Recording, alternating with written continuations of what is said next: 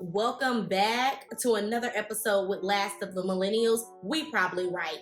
Today, I want to talk about the interesting topic of the Black tax by way of being a first generation student. I think this is a great conversation. It is what I identify with, and I want to bring this to a platform to see if others identify.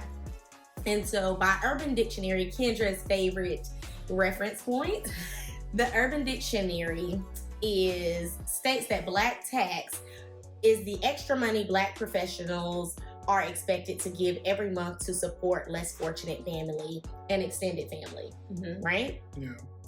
Kelsey's dictionary, by way of her experience of first generational college graduate student, is the Black tax of everything that encompasses creating your own path. Right. So think about it as buying a new car. Tax, tags, and title are all included as a separate fee of the overall sticker price. Right. Like that's the unwritten thing that you have to pay when you get to the end. The price goes up. The price goes. I said I wanted to have my payments to be $300, but you got to add on the gap insurance. You got to add on this stuff that you just didn't know that came along with the purchase. Right. So one of the things I will definitely say I did not know as a first generation graduate is all of the things that I did wrong creating my own path. Okay. So the tax of you're going to college, the tax of just knowing I have so many people expecting me to graduate and win and just make it. That alone was a weight, was a tax. You know, if we can put a price tag on it, we're gonna put $1 million on it. Because I just needed that approval from my family to say I made it. Yeah. Right? So what that did for me was to put me into tunnel vision mode. So I already walked into the situation disenfranchised in regards to I lacked the financial resources. My EFC was zero, okay?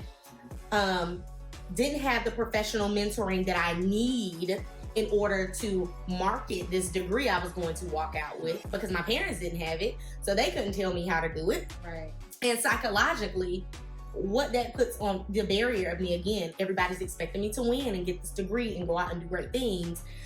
Unfortunately, psychologically, that can go deeper for a person who may not have been in the situation like myself. So there are students that I identify with and see daily in my profession who they come to college as a way of an escape, but they also they're caretakers for their family. Right. So when they're taking out loans, that money is going back home to make sure that grandma, mama, brother, and sister have lights, food, shelter, clothing by way of the tax that they're paying with this student loan that they're promising to pay back. And also academic support, knowing how to find the resources to be able to matriculate through these classes and talk about topics that are just now popping up in a book that you've never heard about before. So finding those resources. So those were my biggest factors. And so going back to 8th grade, where you have to choose the path you're going to take, right? Here it is, who's an adult who's selling me on a dream of 4-year college or 2-year college. Now, I don't know. I just know I'm ready to go to high school and I'm ready to make it happen. 9th grade, this is it, right? So you're telling me, well, do you want to go to a 4-year college? You know, the way my voice rises, how it's eloquent, you know, you're of top caliber if you go to a 4-year college. Yes. Or if you only want to take 3 maths and 1 foreign language, you'll do a tech route. And so I felt like I was manipulated by way of their tone to say, you know, I really want to go to a 4-year school, not having any idea of how that was going to impact my family, right? By taking out loans, how that was going to impact me on the long run. Because at that time, you're making me make a decision, not knowing how any of this works, because I don't have a point of reference to ask about at home to even shop that around. You're just telling me pick a track and we'll handle the rest when you get there. Right. So these people who are going to help me handle the rest when I get there are ultimately selling me on something. And I don't have anyone to help me really know the ins and outs of what I'm actually buying into, right? Mm-hmm. So from the beginning of shopping around your degree, shopping around is just like buying a car. You're not going to go get your car from the first lot because you don't know. Oh, I did. Car and degree. And so they tell you have your top three schools. But most of the time when you do those college tours, you're buying on what the experience is and not the quality and what you're going to come out with on the back end. Yeah. So I'm shopping what looks appealing to my eye and what's appealing to me socially, not what's going to impact my family financially and if I'm even going to be able to use this degree. So there is this woman, an article, her and her husband, both first generation graduates, and ultimately the same sentiment we all share as a first generation graduate. We think of going to college as our way to break free. And so we think that this is our key to success, but we know, or are now finding out as millennials, that education does not guarantee you a path to a good life. Right. What they didn't tell me was with these options of a 4-year or a 2-year college, it was either books or boots. They never peddled the opportunity to be your own boss, make your own money. Yeah. And that's where I feel disenfranchised. But I also, again, am working on that trauma of not being able to hold someone at fault for not being able to teach me something I did not know. Right. Yeah, because they didn't know. They didn't know. So I think I want to kind of really ring in the black tax of it. Mm-hmm. I didn't have it as heavy as my older sibling, who was the first in my family. But it did kind of trickle down to me a little bit as I thought about it.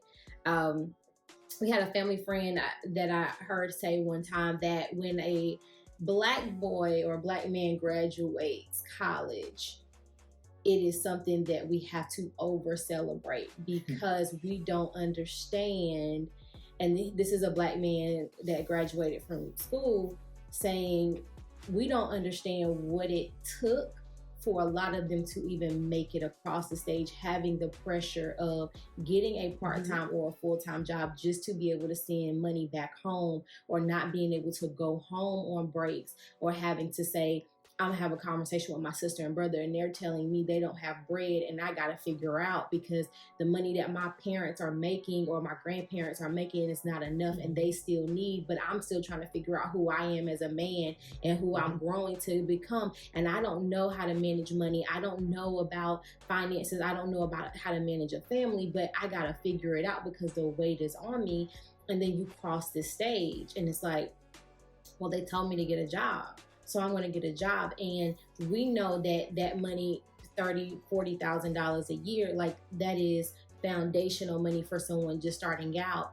But then they have this, well, do I leave them behind or do I do what I can to bring them forward? And 9 times out of 10, they're going to do what they can to bring them forward, even if they can't afford to do it. And they're looking at their check and it's like, okay, I got this, but my mom called me and the rent is due and she $500 short. My brother called me and he don't got shoes to go to school this year. Now what do I do? And that's a weight. And so it's like, I know my brother made the decision that, and that was a balance, because even getting married and, you know, having to explain to your spouse that's coming into your life, like, I know we got this, but I can't leave my siblings. And even though it's not your responsibility, it should never be the way, but we can't ignore the reality of it. So now you're trying to get married, get you a house and have this new family. All the while, I have a responsibility, I feel internally, to not leave that same burden on my siblings. So now I got to pull them and I got to learn everything that no one ever taught me. And I'm going to fuck it up and I'm going to make mistakes, but I got to do it so we can change the narrative of the family. Because if I don't, we're just going to keep falling. Right. And that is such a heavy burden on men and women. I just didn't have it as hard. But I remember my younger brother being at, he went to UNCG and calling, I don't have money for food, and I ain't have money to send him. And I'm like, what do I do? And then, you know, $60 here, $50, like, and it makes a difference in him going through depression while being there, because it's like, this has to work. It has to. And all the while, it's all a lie. It is. It is the biggest lie you have ever been told and sold. And once you realize that you come out of the lie, you feel guilty for being tricked. Like, oh my God, like, how did I fall for it? It's almost like a scam. You know, when they say, oh, we got 50,000, I can turn 5,000 into $50,000 if you do this. Mm-hmm. And it sounds good. Like, oh my God, you know, this is quick. And then when you realize you got wiped for it all, you're like, wait a second, how did I allow this, you know, this to happen? Yeah. That's the feeling that you walk away with. Because I do see we have to over celebrate men, because it takes a lot more to get them across the finish line. I see it. And I can compare it into my experience, the young ladies I work with and the young men.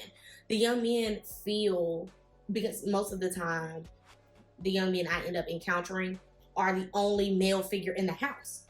So they're counting on him. And they also have to hide their trauma and their emotions. They can't, you know, publicly grieve, cry. And then, say for instance, a young man has an issue with the subject, or just is not able to adapt and get the material, trying to express and articulate that disconnect to their professor. Immediately they're pawned off as being lazy when they're going to see that professor during their class hours, or to look for resources in order to pass the class. It's, well, why are you waiting? What are you not understanding? They're given the third degree as if they cannot not know the information. Yeah.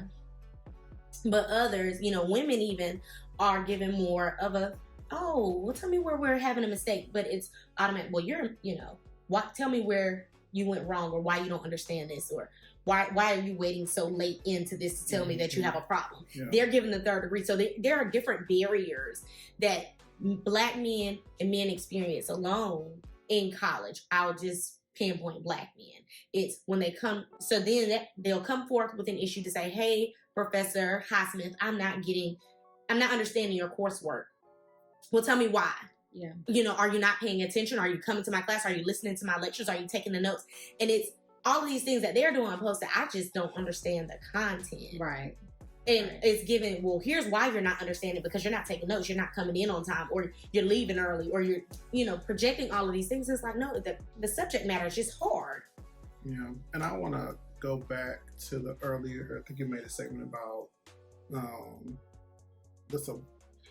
the boots or books. Mm-hmm. Right. So that was my only option, because I knew I wasn't going to the military. Mm-hmm. Mm-hmm. I applied to one school, never had been there until it was time for orientation. Yeah. North Carolina A&T. And if I had not gotten in, I don't know what I would have done, because that was really the only place. Well, I applied to NC State and was waitlisted because they were, like you said, the technical or the career pathway. I wanted to be an engineer. And so definitely didn't get it to state because grades weren't immaculate.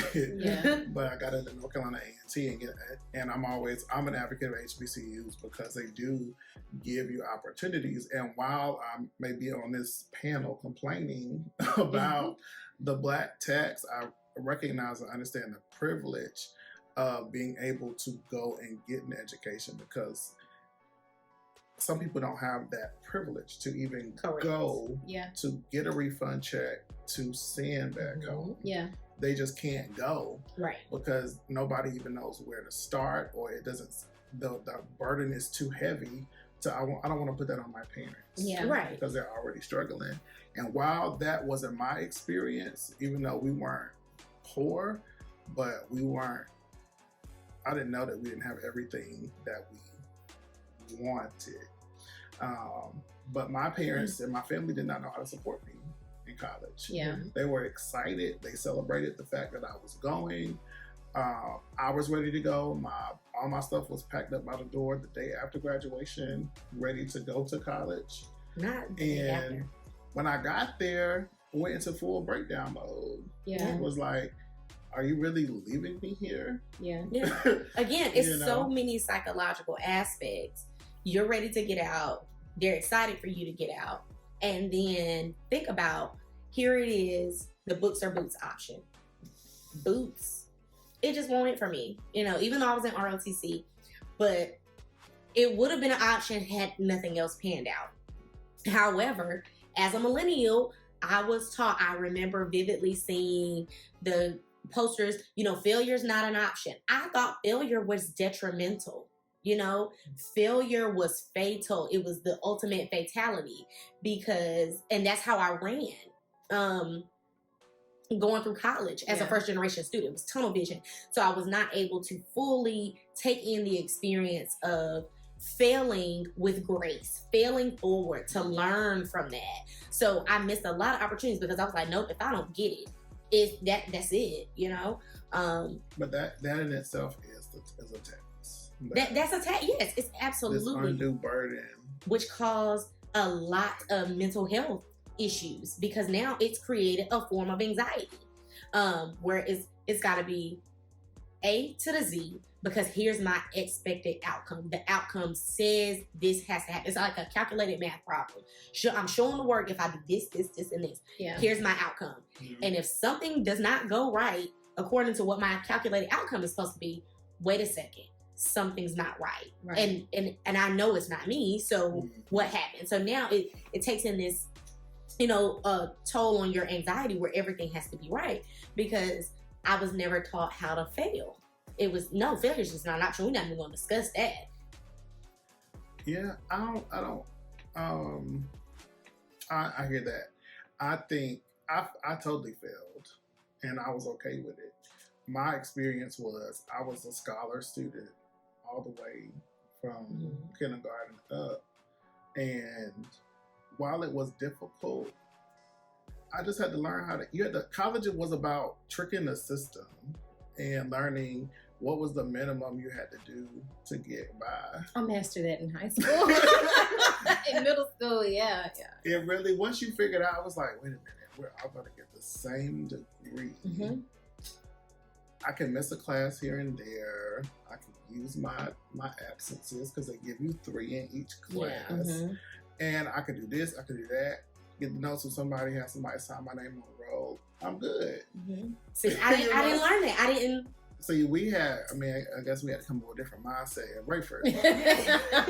But it was like, you have to learn how to fly. You had to be innovative and creative about the situation because you didn't have anything to really rely on. Mm-hmm. And so now today, I'm able to think outside of the box for solutions that other people just don't consider because that was the way that my mind just kind of worked. Was like, well, you got to figure this out. Yeah. And you can't call home because they don't even know what you're talking about. Right. So how you going to figure this out for yourself? And so that's been my experience is that I've had no support in the fact that no one understands what I'm going through, but everybody's excited that I'm there and what they think that this means for me and how I see it are 2 totally different things. Yeah. And so my mom always is like, oh my God, you need to stop and smell the roses and celebrate your accomplishments. And I'm like, I haven't done anything.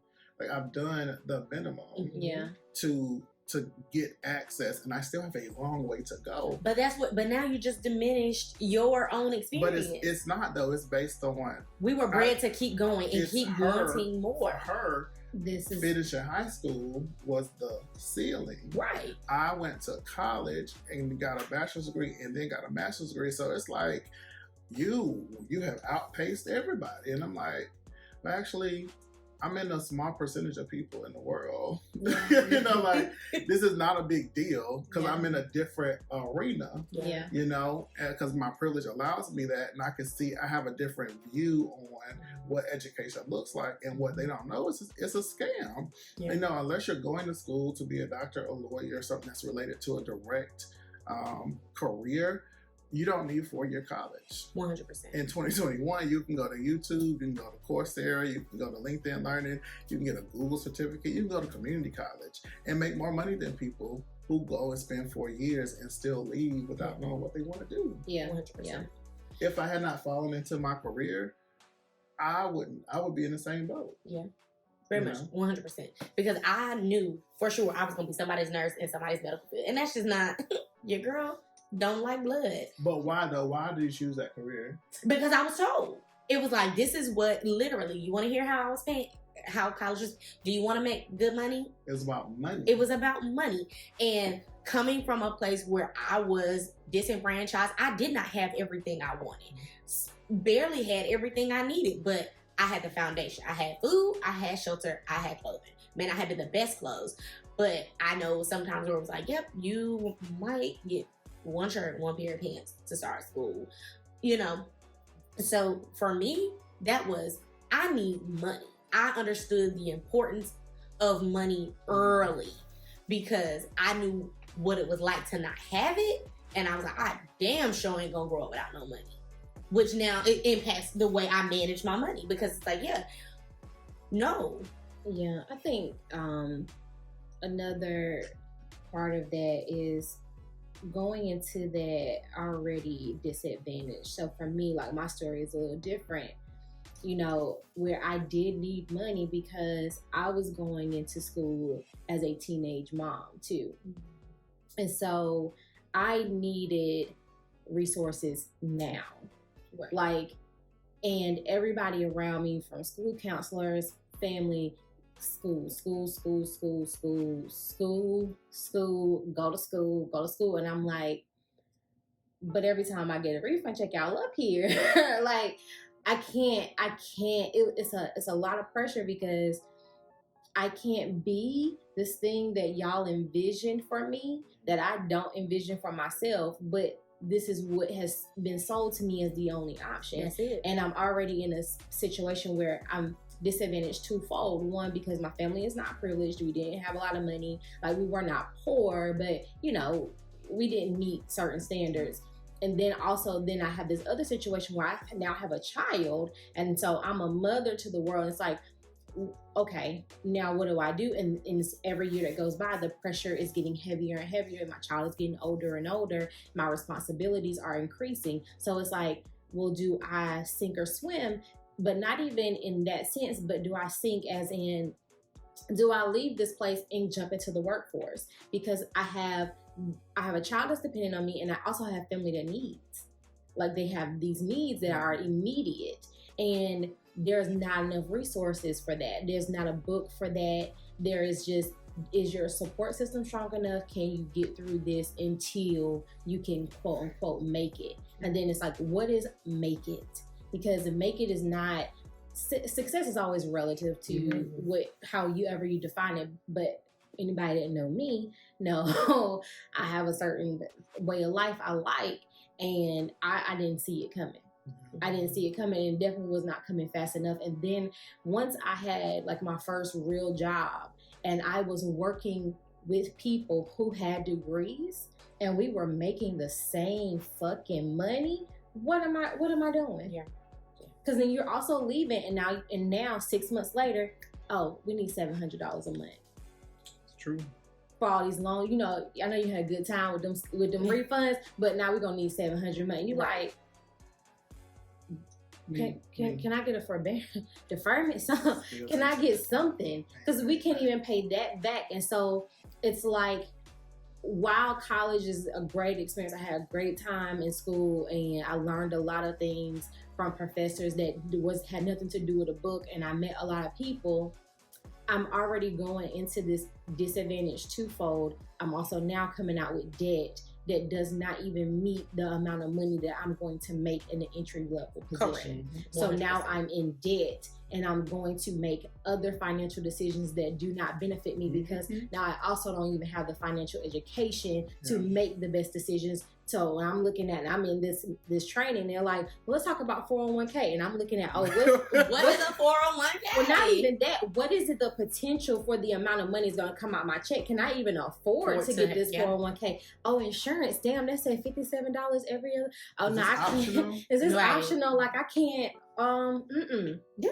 No. It was that same 100%. And even though, like you said, you had someone before you, they don't teach you that in the classroom. No. How to negotiate your pay and how to work through if you want to be able to retire. Because what they peddle to you when you're in school is, in order to be able to retire by 57, you have to work 30 years and you still might end up being a Walmart greeter at the end of it all. And there's no shade to that.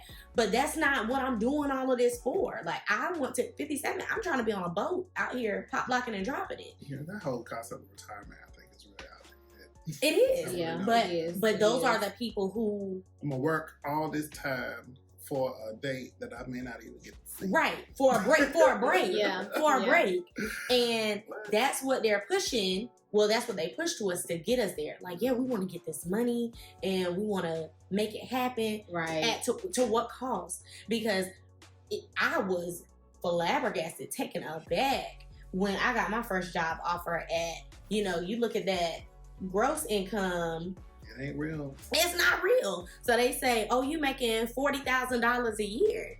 That was big time for me when I was staying at home and did not have any bill. But then because you could live. Because you can live. I could live as a single person with no responsibility. Right. And not to say living a lavish lifestyle. Yeah. But that money also doesn't mean a hill of beans if you don't know how to manage it. So no amount of money you make will ever be enough if you can't manage it. Right. That is 100% absolutely true. Now, let's talk about, here it is, I'm an adult. The switch, what really gave me the whole mind fuck was the minute I went to college, I suddenly woke up an adult. Yeah. All strings were cut. And it's like, do you know the trauma that impacts, has on you? Because prior to this, 17 years and back, I've always been under the rule and guidance of an adult. Okay. And now you throw me out here with no real life experience to be able to say, yes, I'm going to get a job, and the money I promise that you loan me, I promise to pay back. Yeah. When I've never borrowed money before, because normally in my household, when I borrow money, Mom, can I borrow $5? She knows she ain't getting that $5 back. Yeah. So, yeah, I'm gonna tell you everything you want to hear in order to get what I need, but they're going to still ask for their money back. Right. So, and then there's another caveat to that, because also I remember getting endless amounts of credit cards as a freshman. Yeah, I got credit. I had 4 credit cards, and limit probably was no higher than $200, but I could not pay that back. And I remember maxing it out. I bought some sneakers on one card, and I bought clothes on another one. And then I'm sitting there like, damn, and the bill is coming. I'm like, oh, they know I ain't got no job. Why they give me the card? Yeah, right. And so then that's that predatory lending situation. But then it's like, okay, what's the solution, right? How do we alleviate the black tax, right? So it's a few situations. Like, one, we have to put ourselves in positions to where when our children are going out, they're better prepared. And so how do we do that? Like, we have to become more educated on finances. We have to become more educated on investments, how to make our money, the money that we do have, work for us. We have to be more educated in making better decisions, just in how the decisions we make, from the property we may buy or the car we may buy, and get away from the materialistic things that do not bring any value to us, but also stop putting our kids out at 18 years old because they're not ready to take on life. Please. And so it's like, and then that's a whole nother can of worms, having families that, whether we couldn't afford them to begin with, or something happened, and then making our children responsible for figuring out the family dynamic, because that is creating a whole nother can of worms. So I don't know, like, what other solutions do y'all have to add to that, to give people somewhere to start, to say, when I have children, or when my children have their children, or while we're in the middle of this generation, we're going to start cutting some of these things that's keeping us back. I'll say, as a new mom, one of the things I'm damn sure working my ass off is my child's gonna be a millionaire. Yeah. I want my child, I don't want to only give him the only options that are left, which I was given the options that were left, books or boots, because that's all they had, right? It was as if they ran out of the option for a gap year. They ran out of the option for me to find something Kelsey likes that she can monetize and sell back to people. Right. Those options were no longer available because clearly everybody bought them all up. Okay? So I'm not putting him out at 18 because I know that an 18-year-old male is still not developed enough to be able to function in a world where for the past 17 years, he was always under my guidance. Right. And I was, even if he has a choice, because I'm always going to present my son with a choice, you will have to deal with the consequences as they come. But I'm always going to give you a choice, right? Mm-hmm. And sometimes I'm going to make it where the choice is always in my favor, okay? Because that's just how that works. Because I'm not going to allow you to hurt yourself. So you're going to have a choice, but just know the choice, I'm always going to hold the trump card. So maybe somewhere down the line that may change. Right. But right now, I know that I'm going to do everything I can to protect you because this world don't love you. So I'm going to love you. And I'm going to make sure that the choices I present to you are always going to set you up for success. You may not like them, but you're going to have them. So not kicking him out, giving him the opportunity to go out and fail, because that is what I did not do. So I didn't know how to rebound. So take a gap year. Find out what it is that you like to do. Travel. See the world. It's more outside of the city that you're in, the town that you're in, the experiences that you see. So being able to travel more, see more, do more. Because you might not want to just do what you see people around you doing. So I want you to be able to surround yourself and immerse yourself in different cultures and ideas, that America is no longer just a dream in this place that you come, like. So basically just giving them exposure. It's like I want to overexpose him to what the world has to offer, because I was underexposed. Right. I didn't start traveling internationally until I became a full-on adult and I could afford to do it. Yeah. And I will never forget when I went to Costa Rica and Jamaica in particular. I felt so free. As soon as I stepped into Jamaica. But I looked at the people and I was like, oh my God, I pity them. I feel so bad that they have to do this, laborious work for 18-hour days. And they were as happy as they could be. And here I was at the time, working 8 hours and miserable. Yeah. Miserable. And I'm like, they live free. They don't care about, what things look like. They're just happy. They're just happy. And they're working 18 hours a day. And I can barely make it through these 8 without huffing and puffing. And that's with a 1 hour lunch break. But don't discount that, right? The systems are much different. The things that you have to deal with, the systematic oppression, racism, all those things in those 8 hours. Right. is much different than the place where that was set up for the majority culture, which we're in the minority in this country. And so I wouldn't discount. It's two same thing, but there's different skins, different cat. Yeah. My solution is I'm not gonna have kids, right? Because I'm not gonna bring anybody into this world, because I like to live a certain kind of way, and I have not yet attained that status. Right. Having kids, right?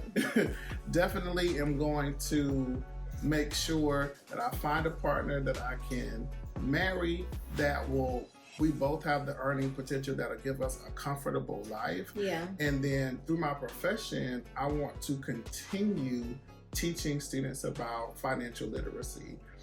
It's too late at that point, but it's better than nothing, because I think we should be, if we're teaching them ABCs, we're teaching them how to add money, 1 + 1 + 2. We need to talk about savings. Like, there's little things that, if they're going to be stuck in the educational system for 13 years, and they leave with nothing, it's a failure. I think with the pandemic, the kids are doing homeschool and stuff.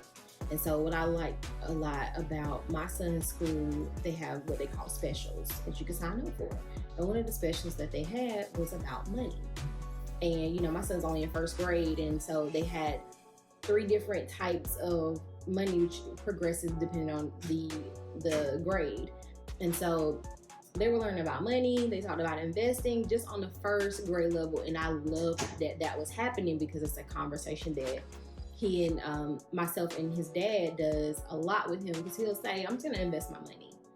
And so, that's, I can't even articulate how much different his life is than mine, or even my daughter's life, how much different it is. And I am happy that he's getting that exposure. Now, it's scary because the world is so much different and it's changing, but I think it really just starts with us having the awareness and putting in place those things that we recognize need to change so that we can continue to change the narrative for each generation moving forward and removing the tax that we've placed on ourselves. Or just they were forced upon us. I think that was a good topic and I enjoyed it. I really want to shout out, there's a community-based organization called operationhope.org. And this is something, if you don't know where to start, they partner with agencies in the community to bring financial dignity and inclusion to folks. And they equip young people and adults with financial tools and education to secure a better future.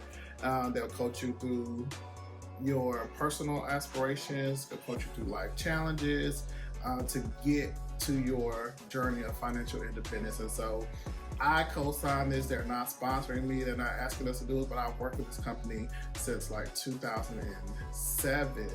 And the work that they do is super amazing, free. So there's no reason for you not to have access to the information. I'm sure if you're watching this, you're watching it on some kind of device. So just go to operationhope.org, or you're listening to this on some kind of device. Make sure you check out that resource, because in 2021, there are people who their only goal is to make sure that you understand how money works. And so they have it for youth, they have it for adults. So get your household together the same way you get them together and go to the movies. Make financial literacy a part of how you educate and train your family, because if you don't take the ability to do it, they're going to start picking up bad habits. Like I started to think about when bills come, I don't open them. Why? Right? Because when you got the measures, like, all right, that's a bill, that's a bill, that's a bill. And what it just turned into is that you don't pay your bills on time. Because that's a taught skill. It is. Nobody said you need to pay your bills on time. You need to do this. And pay more sometimes, and not just do it. But there's a thing that parents, you have such a pivotal role in how your child is developed. Instead of being in the car, listen to Cardi B and Megan Thee Stallion, turn on a podcast about financial literacy. They listen to this stuff, and the more and more that they hear it, just like they learn the lyrics to the song before they know their Bible verses or ABCs, they will get into their spirit as well. And you can do both. You can. You can be a sophisticated ratchet, a sophisticated ratchet. Yeah, it's all about balance. And also, just being able to, if you don't know, explain to your kids, sometimes you just don't know. And don't put it into them, because Black people love to look like money and not have none. Right. So I think one thing I love my dad about, y'all will hear me talk about him often, although he is not here in the present. He was not ashamed to say, you can't get those shoes. You're either gonna, he always gave me a choice. You can either have those shoes or we're not gonna have no lights. Now, granted, I still didn't have a choice to say, well, I want the shoes, forget us having lights. It's some parents will put themselves in the hole to get things for their child that they cannot afford. Stop doing that. And just explain to them. I think I would have appreciated the option, the conversation of having an option, and why I could not choose the shoes. And I think, opposed to trying to buy your child and get them things that you know they can't afford, children are a lot more smarter than we give them credit for and understanding. And opposed to saying, I know you can't, because Jordans are now, what, $250 a pop? Back in the day, they used to be like $160. I don't buy Jordans. But every now and again when I'm in the mall, I do look inside just to see the inflation. And no shade, no tea, but if you're making $35,000 a year and you have a child, $250 in shoes that month is a chunk out of your take-home pay. If you have rent, car insurance, cell phone, and if you're single. If you're single. So I think, like, even the conversation that your dad had with you about the option between lights and shoes, like, that is a conversation I think that happens often. It's a conversation I never want to have, because I'd rather have the conversation of budgeting and what that should look like, and what your monthly expenses compared to your monthly income should look like. But I think that's just a trauma for me. Like, I never want to have that conversation that we have to choose. Not that this is still an option, but you've been allotted this amount of money, and then we need to talk about how to make a smart decision, because how that translates for me, like, I never wanted to get credit cards, even though I had them in college. I never wanted to take out a loan because I saw what that did. And so for a long time, I never established credit because it was like, you don't need I saw what this can roll into, and I never want to do that. Instead of the conversation being, and sometimes it's hard to just be honest and say, listen, I did not make the best decisions. So this is what I'm taking home, and this is what our bills are, and this is how we have to manage it. And most of the time, we're not even in a mature place to even do that. And so I think as you guys continue to watch, we'll have more episodes where we'll be bringing in someone to talk about investing and saving and managing and budgeting your money. And I think that'll be a great resource and tool for you guys to be able to check in and see that. And hopefully in the future, we'll incorporate it more on a continuous basis. But I like that we had this conversation today. And to to the point of, these conversations have to segue into more. So I like to have choice, why you chose it, and here let's have some dialogue around it, so we can understand each other's thought process. Right. So that's one good thing that I think my dad got better at later in life. Because conversations around money, Black people are afraid to talk about money. Because they don't have it. Or what they do have, they want to hold on so tight to, they won't even want to let you know that it's here for you to start making plans with it. Right? So making money conversations comfortable, and not that it's just a give and take thing. So don't be afraid to talk about your money. Have those conversations. It's very important. It's very important, because ultimately that is impacts your class. So that's my key takeaways from the day is just, Black tax is definitely something that is real. It is. And for you to prevent this, if you're listening now, you have an opportunity, if you have children or you yourself have been in this position, to think about what that looked like for you and what ways you can change that for your future children, your current children, because there's always time to reverse the negative impacts of the Black tax, and really giving your children and your aunts, your uncles, anybody needs to hear this, right?